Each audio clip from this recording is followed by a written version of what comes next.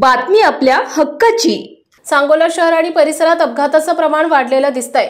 याचं प्रमुख कारण म्हणजे हे शहरात येणारे नवीन दर्जाहीन रस्ते आणि गतिरोधकांचा अभाव हेच असून स्टेट हायवे आणि नॅशनल हायवे हे दोन्ही प्रकारचे रस्ते सांगोला शहरातून जात आहेत।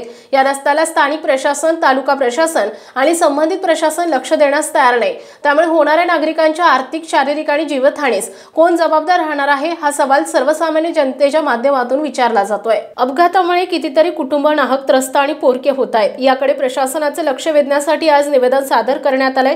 सांगोला शहरांतर्गत सांगोला कडलास रोडवरील शिवाजी पॉलिटेक्निक कॉलेज पासून कडलास नाका ते वासुद चौक, पंढरपूर रोड वरील जलशुद्धीकरण केंद्रापासून विद्या मंदिर, प्रशाला, Chincholi road, Ekatpur road, Miraj road आणि वाडेगाव नाक्यापासून पाटील वस्तीपर्यंत या सर्व अपघाताला कारणीभूत असलेल्या रस्त्यांची कायमस्वरूपी डागडुजी करून त्या रस्त्यांवर गतिरोधक बसवण्याची नितांत गरज आहे। कडलास नाक्यावरील पंढरपूर कडून जत रस्त्याकडे जाणाऱ्या वळणावर कायमच मोठा खड्डा पडलेला असतो। त्यामुळे अनेक अपघात घडलेत।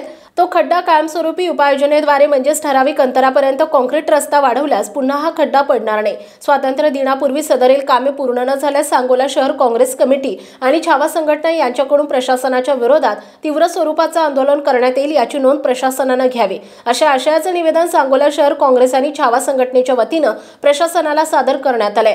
यावेळी शहर काँग्रेस कमिटीचे अध्यक्ष तौहीद भाई मुल्ला, जिल्हा उपाध्यक्षा महिला काँग्रेस कमिटी सौ मैनाताई बनसोडे, पश्चिम महाराष्ट्र प्रवक्ता अखिल भारतीय छावा संघटना प्रवीण घाडगे पाटील, शहर उपाध्यक्ष काँग्रेस कमिटी पांडुरंग माने, शहर अध्यक्ष युवक आघाडी काँग्रेस फिरोज मणेरी, मुजावर संघटना तालुका अध्यक्ष तौफिक भाई मुजावर, अमीर मुजावर मेजर, विद्यार्थी आघाडी तालुका कार्याध्यक्ष राष्ट्रवादी काँग्रेस निशांत जाधव, आसिफ इनामदार, मोहसिन पठाण, रमजान मुल्ला, पप्पू मुजावर, रियाज मणेरी इत्यादी काँग्रेस कमिटी आणि छावा संघटनेचे पदाधिकारी उपस्थित होते। सोलापूर जिल्ह्यातील तसेच सांगोला तालुक्यातील महत्त्वाच्या आणि ताज्या बातम्या पाहण्यासाठी आजच आमच्या पंचनामा लाईव्ह न्यूज चॅनलला YouTube वर सबस्क्राइब करा आणि बेल आयकॉन प्रेस करा।